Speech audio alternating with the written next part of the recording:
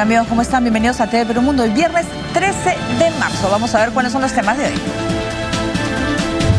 Hablaremos de Venezuela. El opositor Rodolfo González, detenido en abril del año pasado, fue encontrado muerto en su celda del Servicio de Inteligencia. Aún no se ha dado una versión oficial del deceso, pero la prensa oficialista señala que se habría suicidado.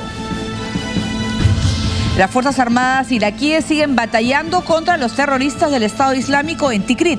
En tanto, UNICEF señala que más de 15 millones de niños sirios se verían terriblemente afectados por esta guerra. Y el presidente Barack Obama condena los hechos ocurridos en Ferguson y señala que no hay excusa para actos criminales que dejaron a 2 policías heridos de bala. Y el Papa Francisco cumple 2 años frente a la Iglesia Católica. Para muchos, el jesuita argentino ha hecho del clero un lugar más cercano y universal. Muy bien, de esta manera empieza TV Perú Mundo.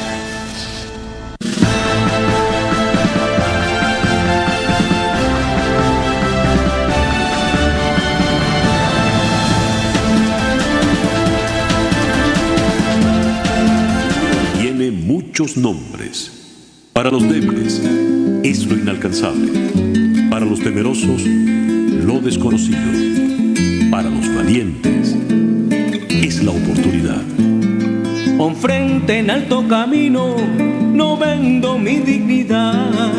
No negocio con bandidos, lo mío es la libertad. Para mí no hay imposibles, si por eso me cuestionan, lo considero temible. Más si el líder no razona. ¿Qué más tiene que pasar? ¿Qué más debe derrumbarse? ¿Qué más tiene que pasar? Mi bandera alzar y su sangre derramarse. Su pecho va descubierto desafiando lo feroz.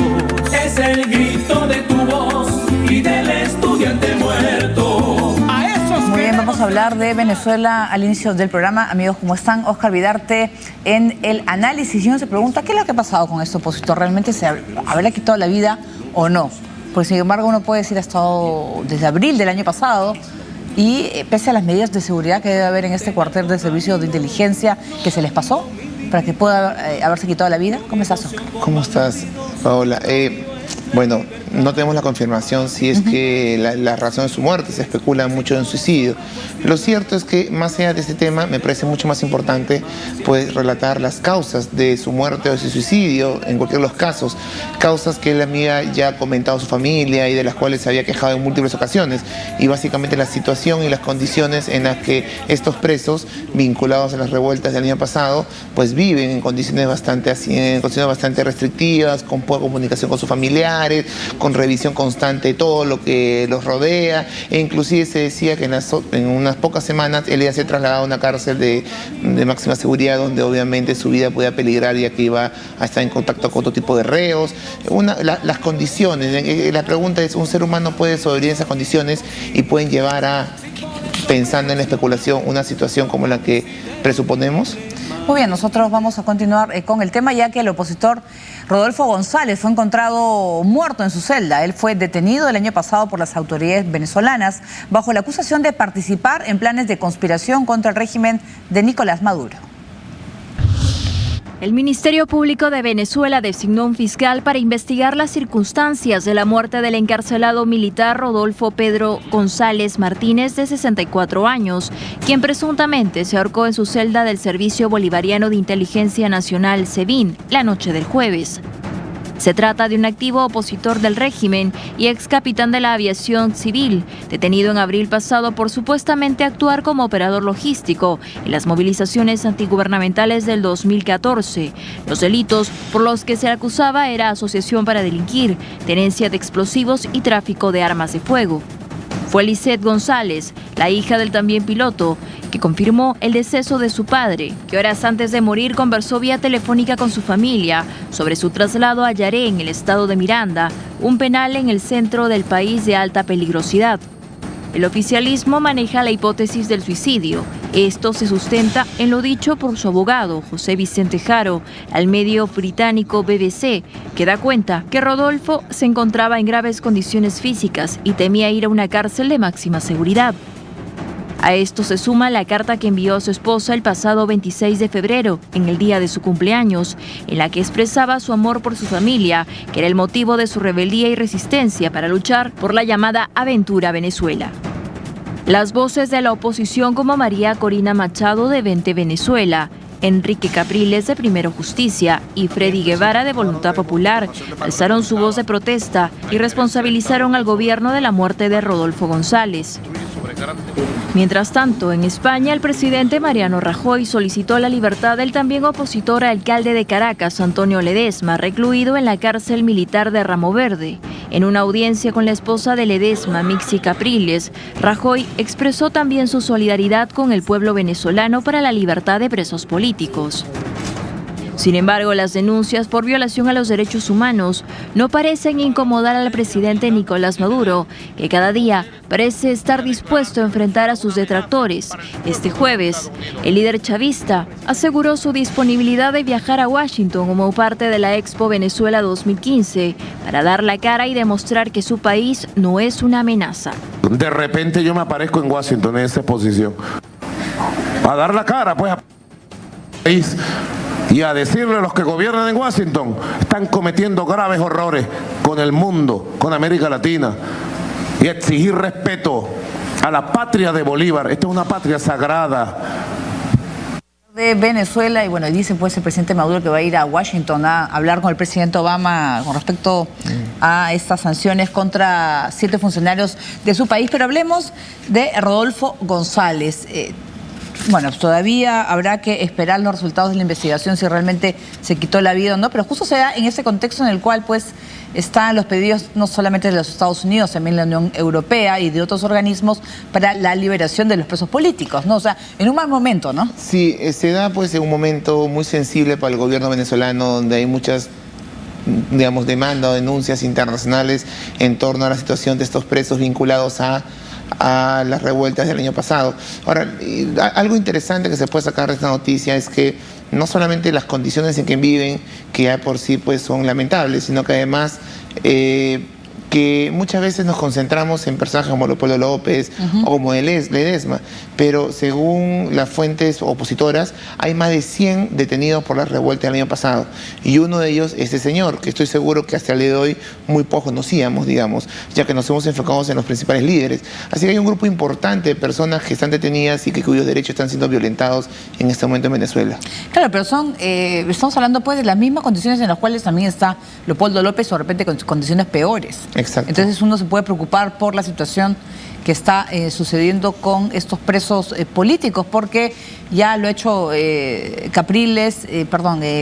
Leopoldo López había dicho pues que les hacen pues constantes requisas, están siempre junto con ellos. Entonces uno se pone, no sé, pues si se puede hablar tema de las especulaciones en las cuales si hay tanto control, cómo se les ha pasado y él ha podido quitarse la vida. Porque cuando uno va a la cárcel, te retiran todo lo que pueda resultar, que tú puedas atentar contra tu propia seguridad. Sí. Entonces, no se sabe pues realmente si se va de manera objetiva a conocer los resultados. ¿Qué pasó, no? Sí, pero hay fuentes de los propios abogados de parte que de alguna manera irían en la línea con lo que dice el gobierno, que se trataría de un suicidio. Además, también ten en cuenta que estas condiciones psicológicamente no necesariamente son soportables por todos los seres humanos. Habrán algunos como Mandela que pueden aguantar 4 décadas y salir de la cárcel, otros pues no podrán aguantar más de un año, y podría hacerse la situación en este caso del cual estamos hablando. Estaba justo ayer leyendo un artículo de Andrés Oppenheimer y hablaba que si Obama habría pisado el palito y había caído pues en la yema del gusto a Nicolás Maduro con la posición de su gobierno frente al de Venezuela. Sí, no. Lo que pasa es que como potencia mundial, ante la afrenta que Venezuela estaba planteando, pues requería algún tipo de manifestación de dureza. Y eso puede ser una clara manifestación de fortaleza, sobre todo un presidente como Obama, que está tratando de cambiar un poco su retórica en esta segunda parte de su gobierno, digamos, negociar con Cuba y Irán, pero también siendo más duro con rusos, con Medio Oriente y ahora también con Venezuela. Marcando una posición en América Latina, algo mucho más claro, ¿no? Que su posición para algunos dubitativa. Pero sin embargo, y en eso sí le puedo dar la razón a Oppenheimer, y es que yo creo que finalmente esta posición dura termina causando, pues, favoreciendo la causa del gobierno chavista. ¿Y por qué? Porque uno, une a la nación en torno a lo que es el enemigo extranjero, más aún frente a la caída de la popularidad de Maduro. Dos, porque también comienzas a recibir apoyo del exterior. La OEA, pues, de alguna manera criticó implícitamente el accionar de China, Estados Unidos. Rusia, todos sus aliados. China, ¿no? Claro. Rusia también ha hecho un comunicado. Hoy día, la UNASUR supone que también debería decir algo al respecto, aunque con el craso error del gobierno venezolano de enfrentarse a Uruguay, ya no sé cuál va a ser el resultado mañana, de la cumbre es la en reunión, Quito, mañana, ¿no? Claro, pero ¿qué pueden hacer, por ejemplo, si es que Uruguay muestra su, no sé, pues, su molestia por lo dicho por Nicolás Maduro? ¿Va a ser un poquito más suave? Lo que yo tengo claro es que hay dos temas fundamentales que van a tener que aparecer de todas maneras en la cumbre UNASUR, y es básicamente uno, el diálogo, la necesidad del diálogo, y dos, la necesidad que este diálogo se vea, pues, plasmado en las elecciones, que las elecciones sea el espacio donde se resuelven todas las diferencias. Pero el tercer punto era el punto más importante para Venezuela en este momento, era el apoyo de UNASUR frente a lo que está haciendo Estados Unidos. Y tenía la seguridad de que si se da a cabo la cumbre en Montevideo el día de ayer, iba a haber un apoyo casi masivo. Ya no estoy tan seguro que pueda pasar el día sábado, porque Uruguay, Brasil, digamos, Chile, que son mucho más moderados que Bolivia y Ecuador, creo que van a tener una posición mucho más escéptica frente a lo que está pasando, sobre todo frente al enfrentamiento. Ahora, el último punto que también causa Estados Unidos, y es la división de la oposición, porque hoy López ha dicho en medios la unidad de la oposición, la unidad de las calles, y eso obviamente contradice la postura de Capriles y la estrategia de Capriles para hacer frente al gobierno chavista, lo cual fractura aún más, pues, la oposición venezolana. Muy bien, ahora nos vamos a Brasil. El presidente de la Cámara de Diputados de ese país acusó al fiscal de la Nación de haberlo puesto por razones políticas bajo investigación por la corrupción de Petrobras.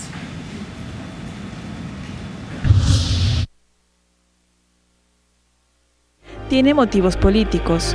Así se defendió el presidente de la Cámara de Diputados de Brasil, Eduardo Cunha, durante una declaración ante el Congreso por la corrupción de la petrolera estatal. Cunha compareció en forma voluntaria ante una comisión de la Cámara de Diputados que investiga el caso y se dijo convencido de que el gobierno de Dilma Rousseff intenta transferir la crisis al Parlamento, que tiene a 34 de sus miembros investigados por la red de corrupción detectada en dicha empresa.